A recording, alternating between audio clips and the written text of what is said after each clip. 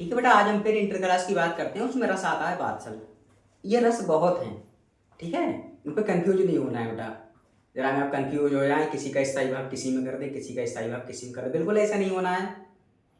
हमेशा याद रखो, सबके स्थायी भाव याद करो, सबके उदाहरण याद करो। मैं बताता ही हूँ तुम्हें। और सबकी परिभाषाएं याद करो, कैसे परिभाषाएं लिखनी है, कैसे रस लिखना है। तो आज हम बत्सल्य रस पे बात करते हैं, ठीक है। उसके स्थायी भाव क्या है, या उसका उदाहरण कैसा है, और उसकी क्या परिभाषा होगी। चलिए, समय ज़्यादा हो जाएगा बेटा, ठीक है हम चलते हैं। इसमें क्या, बातसल्य रस, बातसल्य रस, ठीक है। इसकी परिभाषा बेटा आपको लाल से और हरे से नहीं करना है, आपको नीले से और काले से करना है। ये मैं हर वीडियो में बताता हूँ आपको कि आप हो सकता है कि इसी से कर ले, नहीं, ये तो मैं लाइटिंग की शाइनिंग के तौर से लगाता हूँ कि आपको इसको दिखाई जाने दे, क्यों लाइट वाइट की थोड़ी समस्या है, और नीला और काला इस पर थोड़ा इसके बराबर नहीं दिखता है, ठीक है। तो इसलिए मैंने ग्रीन और ये राइट इस्तेमाल करना सही समझा। फिलहाल आपको नहीं करना है, अच्छा आपको नीला और काला इस्तेमाल करना है। तो यहाँ अगर परिभाषा मालूम करता है कि बत्सल्य रस की परिभाषा क्या है, या बातसल्य रस की परिभाषा क्या है, ठीक है। बातसल्य रस की परिभाषा क्या, सॉरी, बातसल्य रस की परिभाषा क्या है। तो यहाँ पहले परिभाषा डालनी पड़ेगी आपको,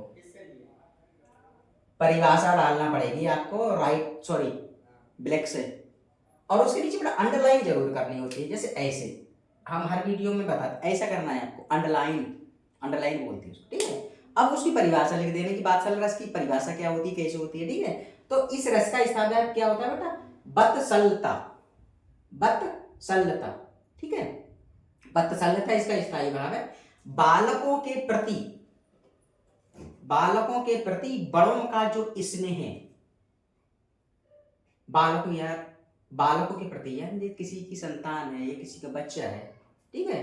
तो बालकों के प्रति बड़ों का जो स्नेह होता है वही बत्सल्य है। इसको बेटा क्या कहते हैं, इसको और भी कहते हैं अल्प विषय, अपतय, अपतय विषयक रति, जो पुष्ट होकर बात्सल्य रस में परिणत होता है, ठीक है। मैं दोबारा फिर बता रहा हूं, इस रस का स्थायी भाव बत्सल्यता है।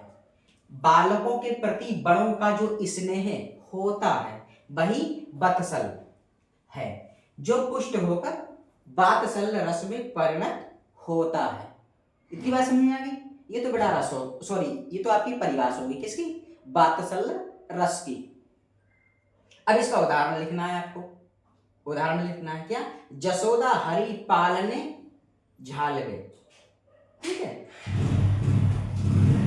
हल रावे दुलरावे मलहावे जोई सोई कछु गावे, क्या है, यानी कि जसोदा, जसोदा हरि पालने झालवे, यानी कि हरि का पालने को क्या करती है बेटा, झुला रही है, बात्सल्य रस है, ठीक है। जसोदा हरि पालने झालवे, हलरावे दुलरावे मलहावे जोई सोई कछु गावे, ये बेटा बात्सल्य रस का उदाहरण हो गया।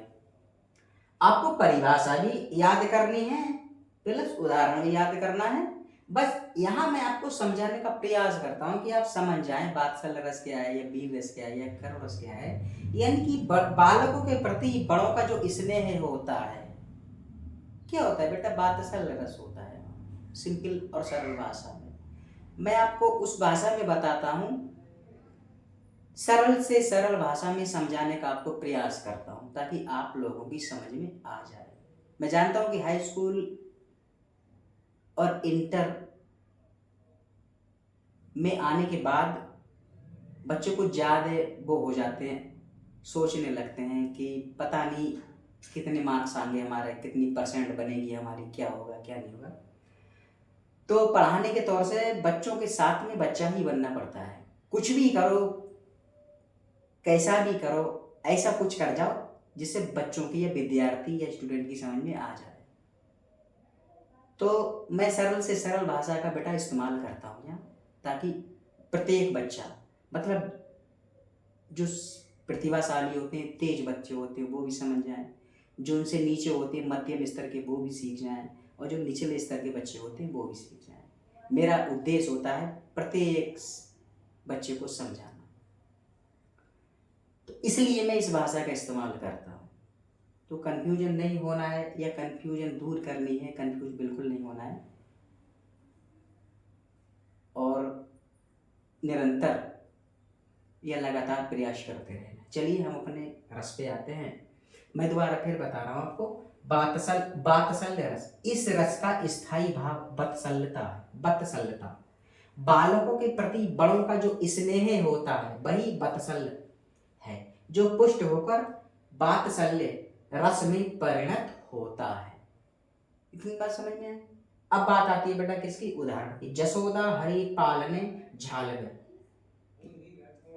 हलरावे दुलरावे महिलावे जोई सोई कछु गावे। ये बेटा उदाहरण हो गया, आपको ऐसे लिखना है, ठीक है।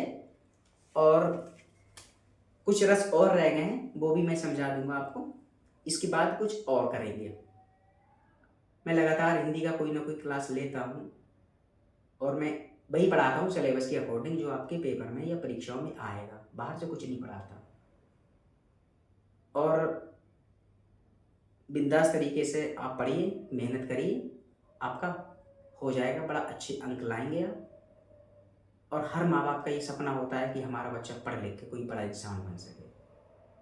तो मेरा तो यही सजेशन है या यही कहना है आप लोगों से कि ज़्यादा से ज़्यादा मेहनत करिए और अच्छे मार्क्स लाइए। मैं दोबारा फिर बोल रहा हूँ आपको कि हाई स्कूल इंटर ही ये डिसाइड करता है कि आपको किस फील्ड में जाना है और कहाँ जाना है आपको। और जो बच्चे पढ़ाई को लेके सीरियस होते हैं वो अपनी लाइन बना लेते हैं और लाइन बना के उसी लाइन पे चलने लगते हैं और एक दिन उनको लाइन मिल जाती है, सक्सेस हो जाते हैं।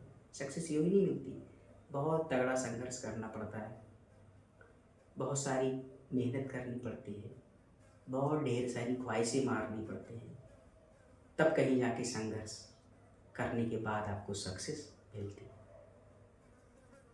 तो आप लगातार मेहनत से पढ़िए। पढ़ाई ही एक वो साधन है आपके पास जो आपको सही गलत में अंतर कर सकते हैं। तो आई होप, मैं उम्मीद करता हूँ कि ये वीडियो आपको पसंद आई होगी, तो उस वीडियो को ज़्यादा से ज़्यादा शेयर करिए और यूट्यूब पे हमें सब्सक्राइब करिए और इंस्टाग्राम पे हमें फॉलो करिए, ठीक है। हम अगले सेशन में फिर उपस्थित होंगे, तब तक के लिए जय हिंद।